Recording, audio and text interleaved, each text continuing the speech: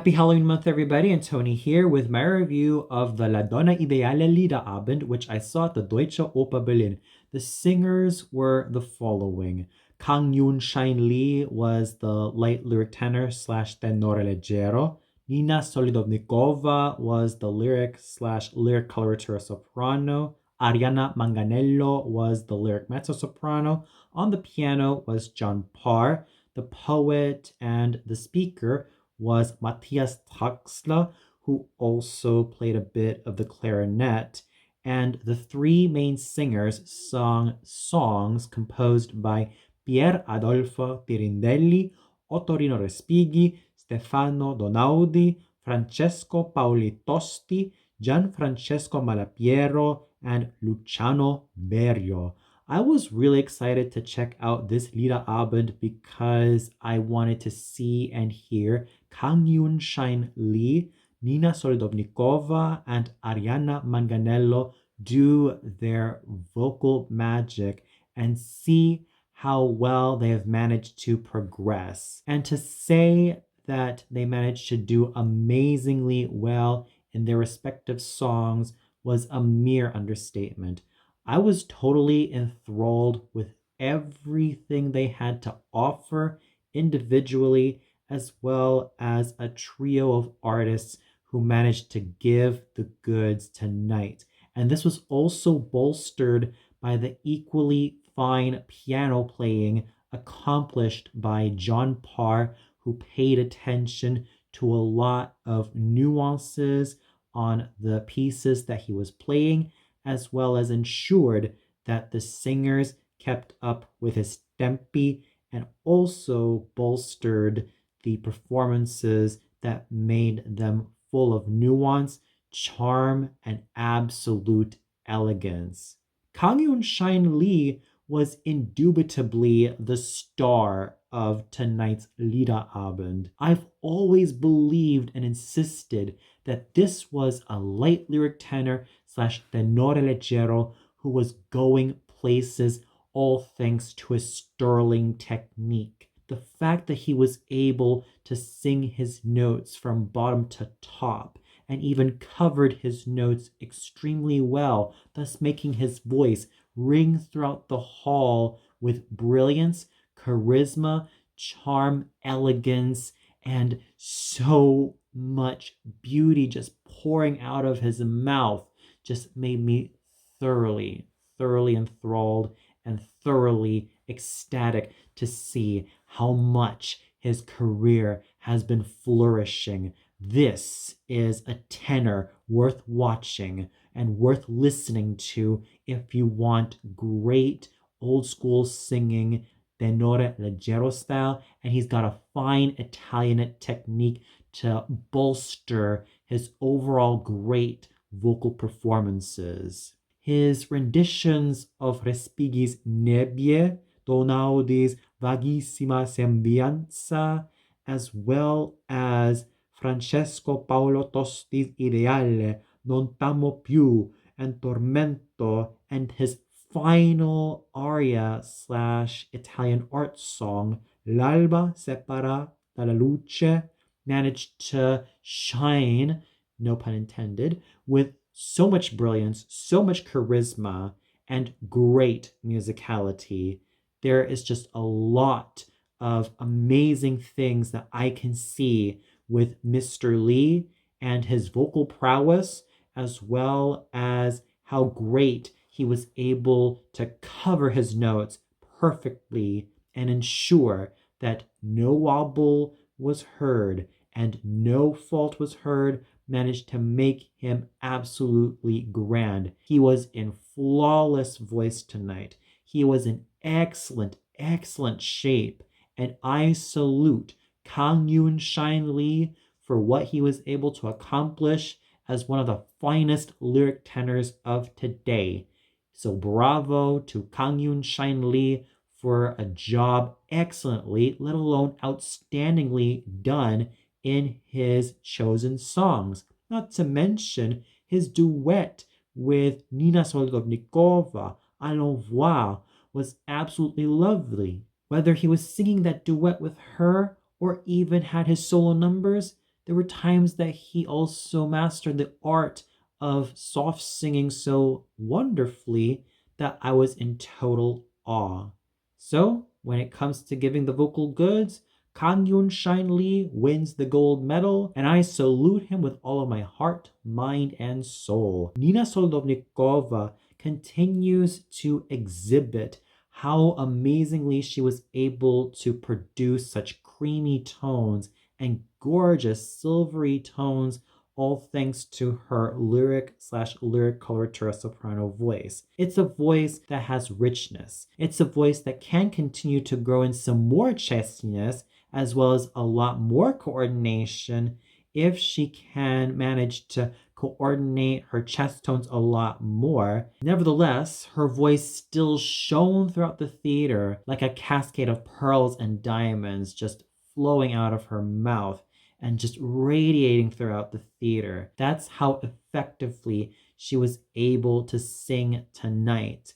And she was also able to show how agile she can be in her final song, Ballo, by Luciano Berio, and she was able to master technical proficiency while doing everything she can to keep her voice in tip-top shape. So Nina Soledovnikova was also extremely outstanding in terms of what she was able to produce vocally, and I salute her for her overall great artistry and how she was able to take advantage of her creamy lyric soprano / lyric coloratura soprano voice that just managed to show a lot of sheen and show a lot of beauty and demonstrate that she can grow from strength to strength. Speaking of growing from strength to strength, Arianna Manganello demonstrated that her vocal resources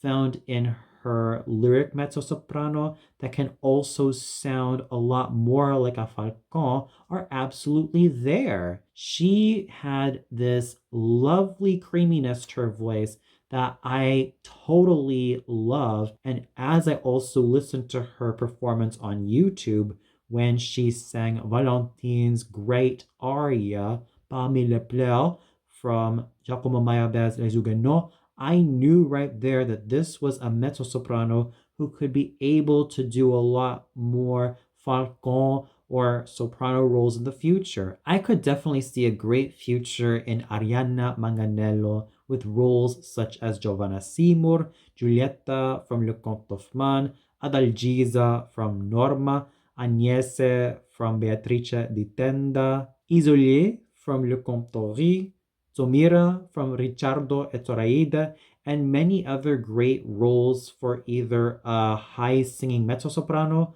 or even a falcon singer. The possibilities for Miss Manganello are absolutely endless, and she had the creamy, luscious lyric mezzo voice to prove it. There was no wobble, no tremolos, no vocal flaws. She definitely had a voice that was pleasing to the ear. Sure, you could argue that she could be a lot chestier, she could be a lot more full on the chest tones, and I'm sure that she can commit to that. And there were also times that she did kind of commit to good coordinated chest tone singing.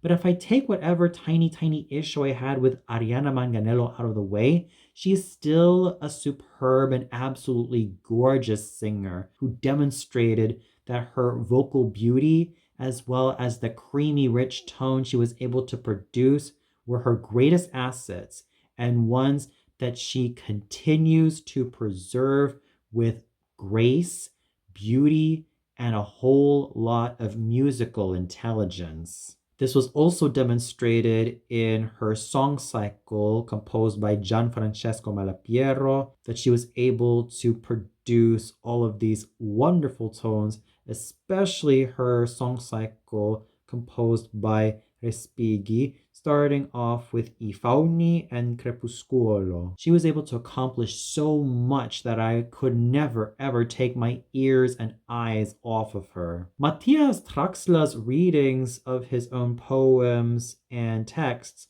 also demonstrates how he uses pauses and uses the emphasis of certain words to make us, the listeners, think about his message and even to try to interpret the meaning behind each and every one of the texts that he has read and even recited to us. He also plays around with different languages given his experience as a translator, and he also played a bit of his clarinet in the first part, albeit some keys here and there, thus showing that he also has a lot of fine musical prowess. And he had that type of charisma that made me want to get to be acquainted with him a little bit better, but also kind of find him a little bit on the quirky side. But his playing around with the languages and emphasizing certain words or lexical expressions definitely make him an interesting poet to look out for more often, especially considering how he was able to make me, as the listener,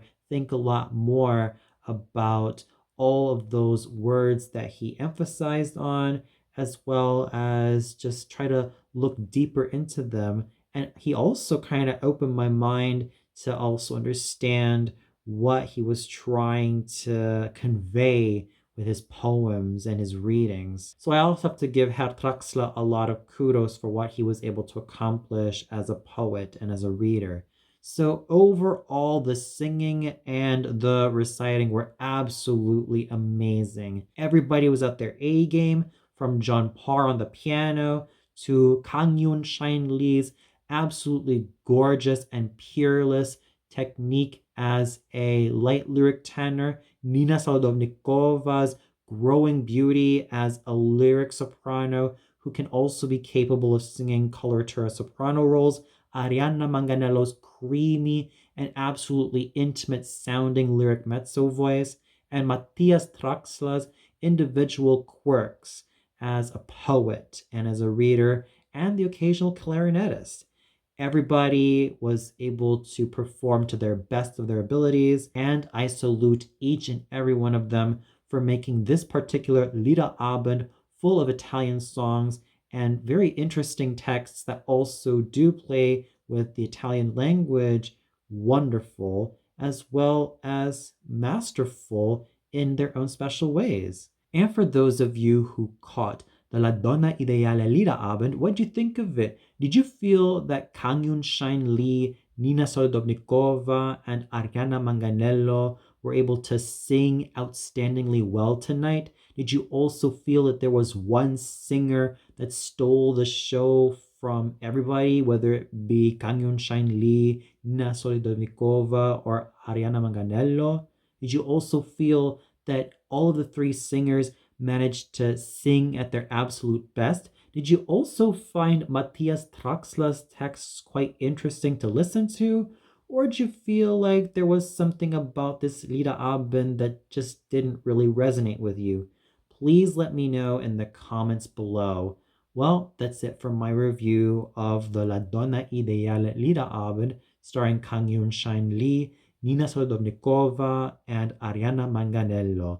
Tune in tomorrow for my tribute and my reasoning as to why I love Lord Zed's Monster Heads. Yes, that's right, folks. I'm going back to Power Rangers Halloween specials, and this is one that I am looking forward to the most. So until then, happy Halloween month, everybody.